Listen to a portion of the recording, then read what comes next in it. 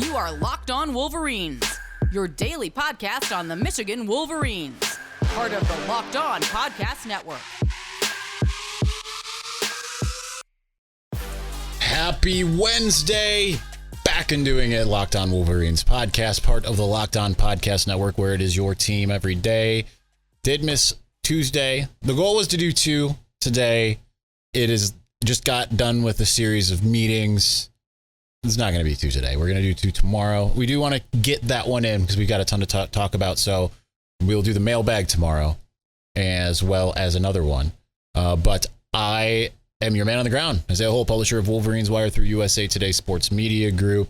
Plan for tomorrow then is to do the mailbag, and because we are meeting with some coaches tomorrow. I never even looked to see what it is. We're meeting with Jesse Minter and Steve Klingscale, so that's a pretty big one. We will do a reaction to what they had to say, and then Friday we'll do whatever we do. So that works out better, actually, for the sake of content. But I think, did I say I'm your man on the ground? Isaiah Hole, publisher of Wolverines Wire through USA Today Sports Media Group? I don't know. I have the memory of a goldfish, and although I've heard that goldfish have better memories than people say, I don't remember anything about anything. So that's where we're at. Today, we're going to talk all about the defense, because I just feel like the types of things we're hearing out of fall camp, the types of things that we have heard going back just even in spring ball, what we saw with our own eyes in spring ball, no less, right? Because there's all of this, the defense is going to take a step back type narrative. The defense looked pretty good in fall camp. And then we hear a lot of different things coming out of, in spring ball. And all these things we're hearing coming out of fall camp sounds really good. The names that are being mentioned, some of the narratives that we're getting from the players and the coaches and all of that stuff. Now, listen, grain of salt all the time, anytime there's all of this, but when you get something that's consistent, it tends to be something, right? Especially from the players, right? Because the coaches they might have an agenda. They might be trying to get something to happen, you know? We don't have a Mike Zordich around who used to say, hey, listen, these guys got to pick it up, you know, type thing. There's none of that generally. Well, Steve Klingscale might be a little bit of that, so there might be some of that tomorrow, but I think the most encouraging thing is just hearing stuff like what I heard coming out yesterday. Now, before we get to yesterday, I just want to reiterate, when asked about the defense from a question that I asked him, Jim Harbaugh in spring ball said, I think that they're going to be scary good. He started listing off some of the players, Mike Morris in particular, and he's like, I think this is going to be they're going to be scary good. This team is going to be scary good. Then you fast forward to being in at Big Ten Media Days, and he's like, I have a sneaking suspicion that the defense could be better than last year. And then he reiterates that, doubles down on the podcast, on the In the Trenches podcast with John Jansen, reiterates, hey, I really feel like this no-star defense can be better than it was last year. So you get all that, and that makes me feel like that's not hyperbole, you know? The problem is how will it manifest itself with the schedule, right? We became accustomed in 2016, actually even in 2015, with the 3 straight shutouts of when Michigan gives up a touchdown, it's the end of the world. So how will it manifest itself? That's something we're going to have to see, because last year's defense wasn't one that was just going to shut people out, but they would shut people down. You know what I mean? So there's that. But when it comes to the thing that I think is the most encouraging, and a lot of it centers around Mazi Smith, because we're hearing it from both sides of the ball. You're hearing players from either side of the ball just talk about what a monster he has become, but what's more, he's becoming more of a leader. Mazi Smith is starting to really assert himself, be vocal. If you recall last year, took a little bit of memory banking there for me. But if you remember last year, Mazi Smith was talked about as a guy who was more lead by example, wasn't really a vocal guy. And instead, you're hearing guys say, Mike Morris yesterday, that he's out there saying, like, you know, we need you guys to step up. What's better than having 2 pass rushers is 4. That he's just being really loud. And then on top of that, you have Luke Schoonmaker, tight end, saying, like, asked about the communication. And the communication is just, he says, everyone's screaming because everyone's communicating. Now, some avid person on Facebook commented, might have been a rival, I didn't check. This sounds like bad news. They don't have their ish together. No, it's quite the opposite of that, my guy. Quite the opposite of that. It's not just, you know, having Josh Ross lining people up. It's not just having, you know, 1 or 2 guys, you know, really, you know, making sure the other guys are. It's everybody sharing what they see. It's like Juwan Howard with the basketball when basketball's been at the highest level, right? That's what they're doing on defense. And then Mike Morris just constantly just channeling Mazi, and he kept on saying, and to quote Mazi, and to quote Mazi, to quote Mazi. And then you add that with Jim Harbaugh saying, like, I just want to hear him. I just want to hear him talk. And I got to say, I have a lot of common interest with Mazi Smith. I want to hear him talk too. He's great. He's just a really cool dude. But no one cares if you're really cool if you can't play the football. And the good news is we know from what we've seen that Mazi Smith can play the football. But in addition to that, Mazi Smith found himself as the number 1 player on a list, a very important list. We're going to get to that momentarily, but before we do, and of course, that's going to lock up. Okay, that's cool. That's fun. I always love when I have something up and it's gone. Technology doesn't always work, people, and I'm adept at it, believe it or not. As you gear up for fall, you need the right people on your team to help your small business fire on all cylinders. LinkedIn Jobs is here to make it easier to find people you want to talk to faster and for free. Create a free job post in minutes on LinkedIn Jobs to reach your network and beyond to the world's largest professional network of over 810 million people. Then add your job in the purple hashtag hiring frame to your LinkedIn profile to spread the word that you're hiring so your network can help you find the right people to hire. Simple tools like screening questions make it easy to focus on candidates with just the right skills and experience so you can quickly prioritize who you'd like to interview and hire. It's why small businesses rate LinkedIn Jobs number 1 in delivering quality hires versus leading competitors. LinkedIn Jobs helps you find the candidates you want to talk to faster. Did you know that every week, nearly 40 million job seekers visit LinkedIn? Post your job for free at linkedin.com/lockedoncollege. That's linkedin.com/lockedoncollege to post your job for free. Terms and conditions do apply.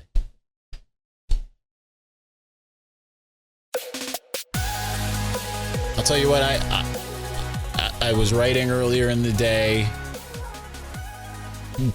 ran some errands, catched up on some rest for a brief moment because I haven't been sleeping too great. For those who don't know, I am an insomniac. And when I say I'm an insomniac, I mean I'm often up 3, 4, 5 o'clock in the morning. And lately, my body clock, I think, is telling me it's go time because I've been waking up at 7, 8 o'clock in the morning, despite usually going to bed at finally, like, getting tired enough to sleep around 3. So that's fun. My house was quiet all day. I don't know what's going on up there, if it's picking up on any of the microphones, even after all of my sound adjustments and post. It's stompy playground upstairs. I don't know if it's Zuri, if it's other people. I don't know what's going on up there, but it's a party apparently. But we're not invited because we're talking about Michigan football down here. So The Athletic put out their, Bruce Feldman in particular, the 100 freaks in college football list. For the second time in 3 years, a Michigan player was at the very top. Last year, Aiden Hutchinson came in at number 2. I don't remember who was number 1, but Aiden being number 2 ends up going number 2 overall in the NFL draft. Okay, that tracks. That makes sense. So, yeah, so that completely tracks. But you also, had Kwity Paye the year before. So Thunder, Lightning, Salt and Pepper, other way around. The other duo. This year, Mazi Smith headlines that group. But I think the important thing to kind of note is that Michigan has 4 players on this list. 4.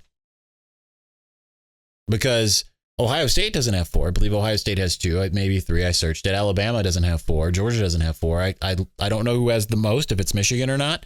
But 4 players are on that list, and all 4 are on defense. So the narrative, again, that the defense is going to be, pretty bad, and they don't have Aiden Hutchinson, which, I mean, dude's lovable. I don't know if you watched the Hard Knocks. If you haven't, it's so good. It's like a Michigan commercial in a lot of ways. Lots of talk about Michigan. I'm sure you've all seen Aiden Hutchinson singing Billie Jean by now.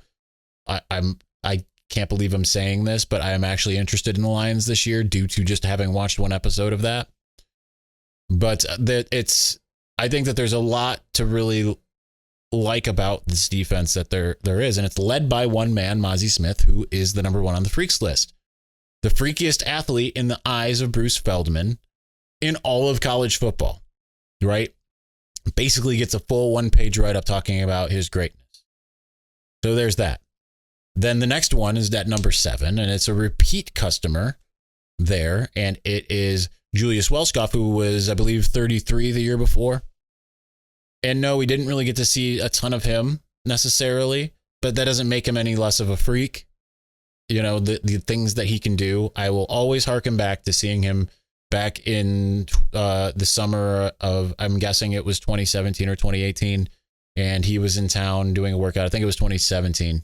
Yeah, it was 2017 because I was at 24/7 Sports still. And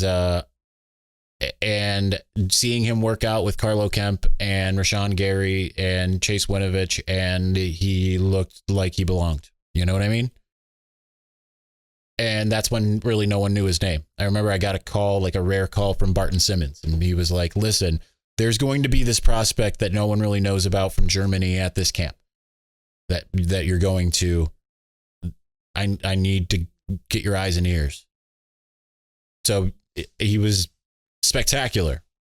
Had a pretty good, I feel like in general, we'd go to these Michigan camps when they'd have them, and you'd see a lot of prospects they'd end up getting. Trevor Keegan, a couple years later, I remember, I think that was the next year, and he had a cast on his arm. All right, I digress. I'm not going to tangent too much here, but nonetheless, Julius Welshkoff comes in, but 2 others make it, and they're all in the top 50. That means that out of the thousands of college football players, they say these are the top 100 freakiest players, and Michigan has 4 of them in the top 50. And they're all on the defensive side of the ball. When you think about the fact that you've got this offense that's supposed to be just absolutely electric, like if they wanted to say, hey, Blake Corum belongs on this list, or AJ Henning, or any number of guys, and that would make complete sense to me.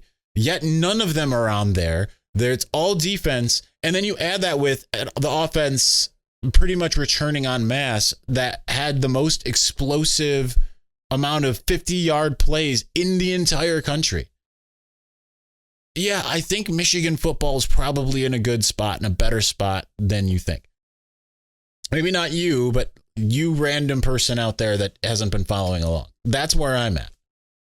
And it makes me think about the fact that, like, today, one of the meetings I had was one with my boss from USA Today. And he asked me, he's like, how's Michigan going to do this year? And I said, I'm going on the record with 11-1. And he's like, seriously? Like, shock. Did not understand that. Like, he was like, how on earth? Like, what about? And I'm like, what about? I feel pretty good about what this Michigan team brings to the table. And the more that I hear about the defense, the togetherness, that's a big thing, right? Because that's what it was last year, the energy, the togetherness. And I feel like they have that again. I feel like they understand, hey, we don't have that crutch to fall back on, but they're adding things. And I think one of the things that is kind of a weirdly counterintuitive thing that makes me a little bit more excited even is I asked Mike Morris about Derek Moore, because I said, how are those young guys doing? And I was like, well, what about Derek Moore? I mean, he's been around. We kind of expect him to contribute, all that kind of stuff. And he's like, listen, the thing about this defense is it works great for someone like me because I've been in it. They've been able to add to my plate. We're not giving him that full menu to digest yet. And he's been around since the spring. So, and he did confirm that Derek Moore is going to remain an edge player. He's not, despite his bulk up, not moving inside at least this first year. That's part of it. So you're starting to kind of understand a lot of the complexion of what this is. Now, I didn't even get to the other two players. The other two players that were included were DJ Turner, somewhere in the 30s. I don't remember offhand. I think number 47 was Kenneth Grant. Kenneth Grant's going to play this year. I don't feel like there's any way that doesn't happen. I do feel like that's exactly who Jim Harbaugh was alluding to, the gift from the football gods. I think the biggest guy on the team, supposedly incredibly athletic on top of it. You got to get him on the field, especially for running downs. You got him on the field. It's just, he's going to stop people. He's going to be a brick wall out there. And I feel pretty happy about the way everything is just kind of culminating. It's still got some questions, of course. I want to know what this linebacking core ends up looking like. I want to know how that wasn't one of my big questions before, but I think Mazi Smith and some of these edge rushers have answered some of my questions. But is it going to be Michael Barrett? Is it going to be Kalel Mullings? Is it going to be Nikai Hill-Green? The only linebacker I can sit there and say 100% for sure, no doubt, is Junior Colson. So need to figure out more. And obviously we'll hear more because we're going to be talking to Jesse Minter on Thursday. So hopefully we'll get a better idea because that's the position group I'm a little bit more curious about. But listen, you add all these things together, Michigan's offense will be better than most offenses they play, and more importantly, better than most defenses, right? Iowa's got maybe Iowa, Wisconsin. Those are the two teams that probably have some of the best defenses in the conference. Michigan, by the time that the offense was really rolling against Iowa, it put up 42 points. I know, different on the road. I still feel confident that they're going to be able to do some things. Their defense might not take a step back. Special teams very well could still be the best special teams unit in the country. What's not to like about this team? Why are there people out there thinking Michigan could lose 3-4 games? I don't understand it. I don't. If you pay enough attention, then you know. And that makes me sound like a tinfoil hat type person, but that's the truth. If you pay enough attention, then you know this team is going to be really good. And the schedule does the haters no favors whatsoever. Michigan goes to Iowa and just does its thing, then all bets are off. But listen, even if Michigan goes to Iowa and doesn't do its thing, I'm pretty sure that's what I picked on the record as being the loss is Iowa, then it's a different deal. Now, we'll have a pretty good idea even before that game, because just from a defensive standpoint, because Michigan's offense needs to be going against Iowa, not the other way around. You know, Michigan's defense will know how good they are against Maryland. So, all right, we're going to continue on. I wanted to get to one other topic. I didn't announce at the beginning, but I kind of remembered after my early spiel. I wanted to make sure I had a moment to discuss it. I want to talk about my prediction in Scott Bell's newsletter for the Ohio State game, because that's important. But before we do actually move on, listen, betonline.net is the fastest and easiest way to check in on all of your betting needs. Find all of your favorite sports and events at the #1 online source for odds, lines, and games. Find reviews and news of every league, including Major League Baseball, NFL, NBA, NHL, combat sports, esports, and even golf. BetOnline continues to be the top online resource for all your sports wagering information, from live in-game betting, scores, and podcasts. They have you covered. Head to BetOnline today or use your mobile device to learn more about the action happening today. BetOnline, where the game starts.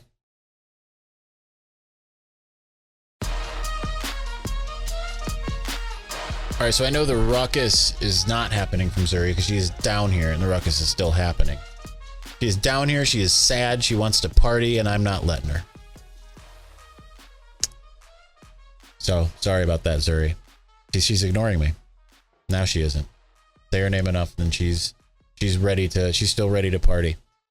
All right, so I have long said, I think I had obviously had several years where I predicted Michigan to beat Ohio State. Kind of seemed like it was the year. After 2018, I said, listen, that's done. We're not doing that until they beat Ohio State again. I did my too early predictions over the course of the offseason. But then Scott Bell had, his panel of media members predict the season. I picked Michigan to beat Ohio State. We've seen them do it. I have multiple reasons why I think Michigan will beat Ohio State this year.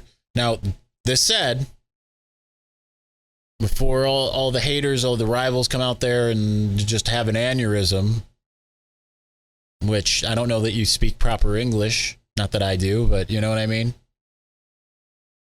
Because I'm predicting it doesn't mean it's going to come true. It is a prediction. Predictions always. No one, I guarantee you, no one probably had an accurate prediction of how things played out last year for Michigan, for Ohio State, for Michigan State, any of that. Okay?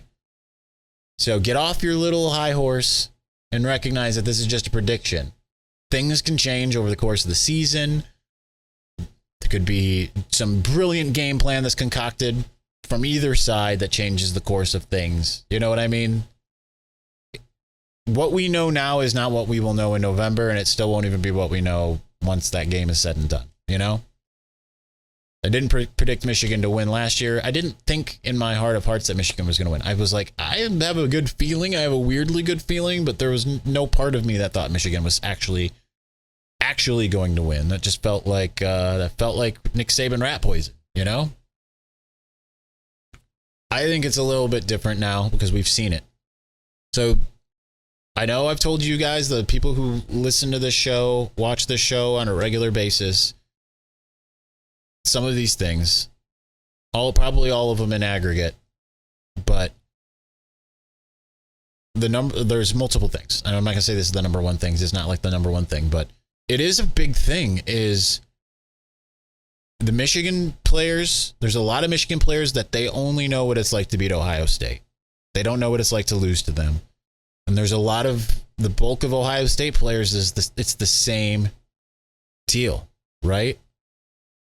There's some on both sides that have experienced it, that were a part of it in 2019.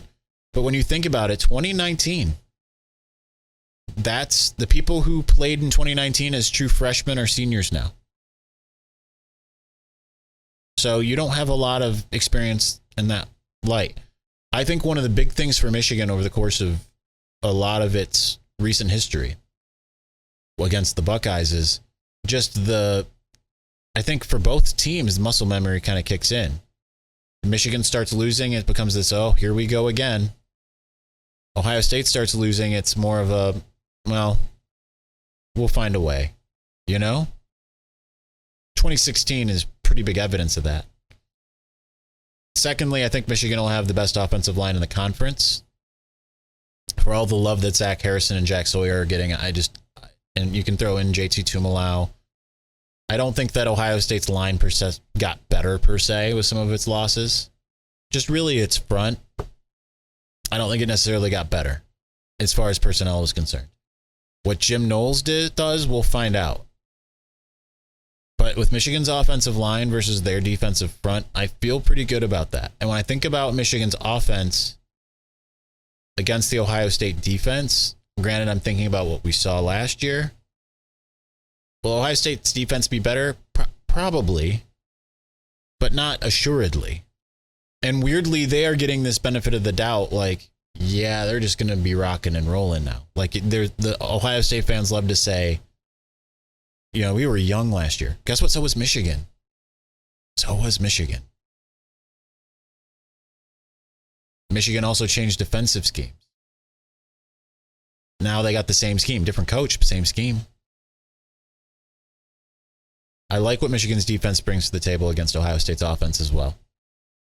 I think that you don't necessarily, it might even be more beneficial not to necessarily just have Aiden Hutchinson being the main terror. It was Aiden and David, of course, but if Michigan's going to do what it says it's going to do, which is get a lot more people that can rush the passer involved, if they can do that, if what they're claiming they're able to do is what they're able to do in November, then it becomes that much more confusing for what Ohio State's able to do. Now, Ohio State's line is getting, I think, more love even than Michigan's, which is insane. I think they've got a pretty good line. I think it is top tier, but Michigan, I don't think, lost their best players on offensive line. I think, to me, Zach Zinter's the number one guy. I don't know what that was. Big boom upstairs. Sorry about that. Frightened. Don't gift that. Probably are going to. I don't know. It might not be scary. Zach Zinter was probably your best guy. I mean, I guess maybe Stuber. I would say probably just Zinter, Stuber, Keegan, Vistardis. Well, Vistardis was up there. Vistardis, I guess it depended on the game, right? Because there were games when Vistardis was clearly the best player out there. That said, I feel like they're upgrading with Olu.